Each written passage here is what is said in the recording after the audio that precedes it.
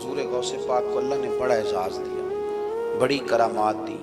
آپ فرمایا کرتے تھے میں نے 40 سال اپنے رب کو راضی کیا ہے مصلی پہ بیٹھ کے۔ تو میرے مالک نے پھر پوچھا ہے کہ عبدالقادر کچھ مانگ لے، کوئی بات کر لے، تو سیدنا غوث اعظم رضی اللہ تعالیٰ عنہ فرماتے ہیں کہ میں نے پھر اپنے رب کریم کی بارگاہ میں عرض کیا، مالک جو قیامت تک مجھ سے محبت کرے فضل کرنا، اسے بغیر توبہ کے موت نہ دینا۔ تو میرے رب نے میری اس دعا کو شرف قبولیت عطا فرمایا کہ جو مجھ سے پیار کرے گا، میرا نام لے گا، وہ بغیر توبہ کے نہیں مرے گا۔ جنات بھی آپ کی بارگاہ میں حاضر ہوتے ہیں۔ آپ کو شیخ بحر و بر کہا جاتا ہے۔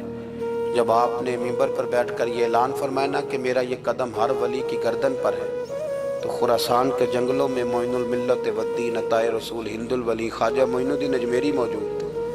تو وہاں اعلان کرنے لگے، کہنے لگے غوث پاک صرف گردن پہ کیوں، آپ میری آنکھوں پہ بھی قدم رکھیں، میرے سر پہ بھی قدم رکھیں۔ اللہ نے ان اولیاء کو بڑا اعزاز دیا، انہیں اللہ نے بڑی شان دی۔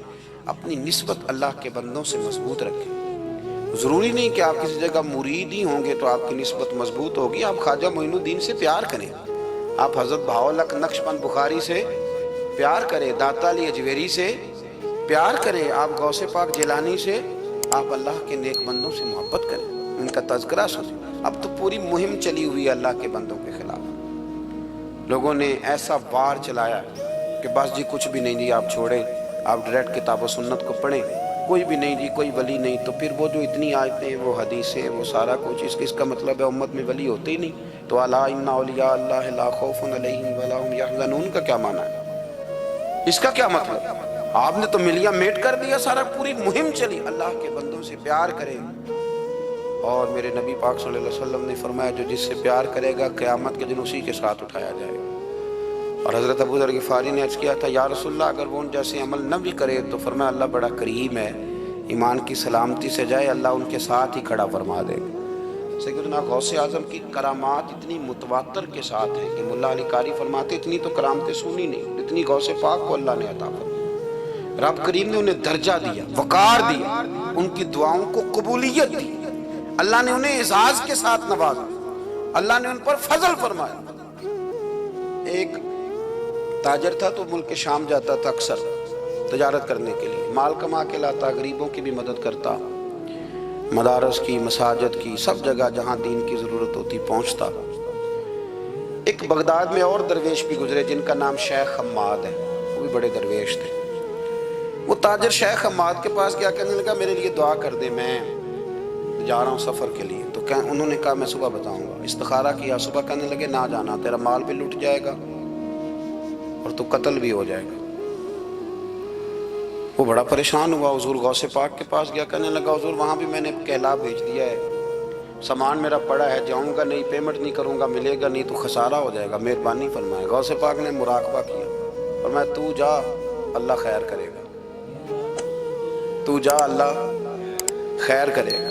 مرید کا عمل کے یقین، پیر کا عمل کے یقین، چلے آپ فیصلہ کر لیں تو میں آگے بڑھتا ہوں۔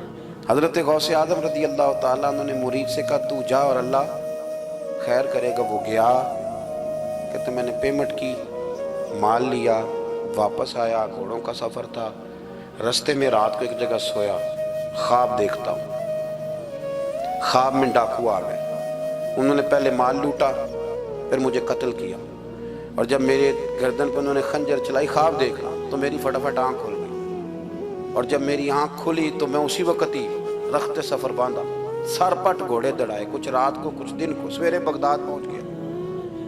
کہتے خیال تھا کہ پہلے غوث پاک کے پاس جاؤں گا، لیکن پہلے شیخ حماد سے ملاقات ہو گئی، میرا چہرہ دیکھا، پریشان تو دیکھ کے مسکرائے، فرمانے لگے بھی تیرا پیر بڑا شاندار ہے، تیرا پیر بڑا شاندار ہے۔ وہ کام جو حقیقت میں ہونا تھا نا، حقیقت میں انہوں نے دعا کی ہے تو رب کریم نے اسے خواب بنا دیا ہے، ان کی دعا کی برکت سے اللہ نے اسے۔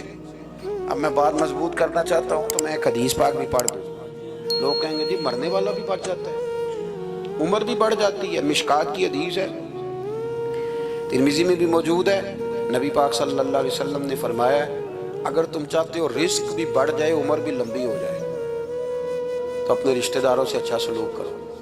اس کا مطلب ہے کہ عمر بڑھ جاتی ہے، موت کچھ وقت کے لیے ٹل بھی جاتی ہے،